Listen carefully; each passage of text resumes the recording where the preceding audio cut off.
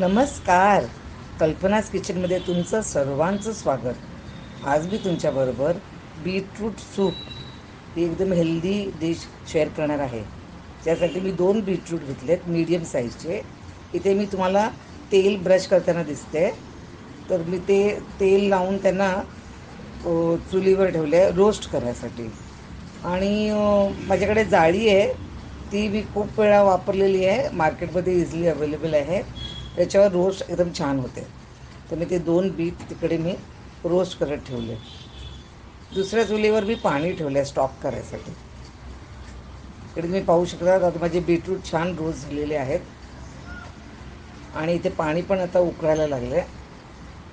तर इथे मी गाजर, कांदा, शेंगा आहेत, फरसबी, जे काय आपल्या फ्रीजमध्ये असेल भाज्या चांगल्या आवडत्या त्या मी सूपमध्ये घातल्या. जर स्टॉक करणार आपण, कारण बीटला जास्त असं टेस्ट नसते ना स्वतःची, म्हणून आपण यासाठी आपण गाजर आणि हे ठेवले. आणि इकडे मी पाहू शकता मी 1-2-3 लसणाच्या पाकळ्या पण रोस्ट केल्यात. तर रोस्ट केलेला बीट आणि लसूण याचं अप्रतिम टेस्ट लागते. इथे तुम्ही पाहू शकता तिकडे चांगली उकळ आली आहे. माझं स्टॉक तयार आहे.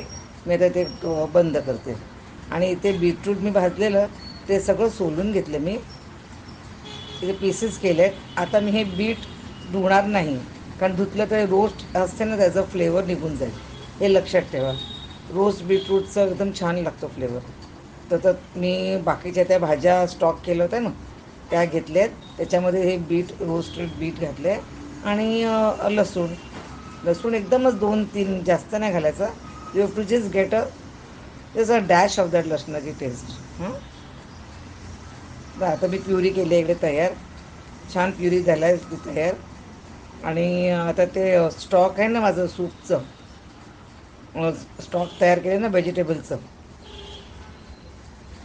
ते मी आता परत टोपामधून घेते, आणखी ते गरम करते आणि त्याच्यामध्ये माझं ते प्युरी केलेली होती ना ती घालते.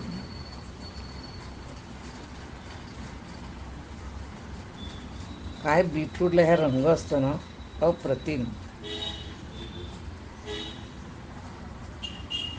इथे मी एक बेलीफ म्हणजे तमालपत्र घातले टेस्टसाठी.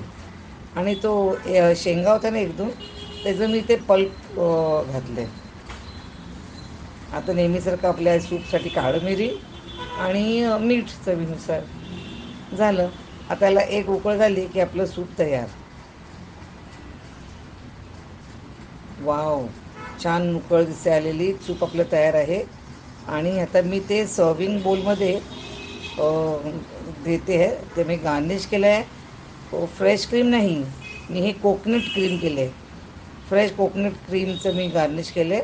आणि माझ्याकडे शेपू होता, तर शेपूच्या थोड्या पीसेसने मी हे केलं गार्निश. तर नक्की ट्राय करा हे beetroot soup. You will love it. आणि आजचा रेसिपी आवडली असेल तर लाईक, शेअर आणि सबस्क्राईबचं बटन प्रेस करायला विसरू नका. Thank you for watching my video. Bye.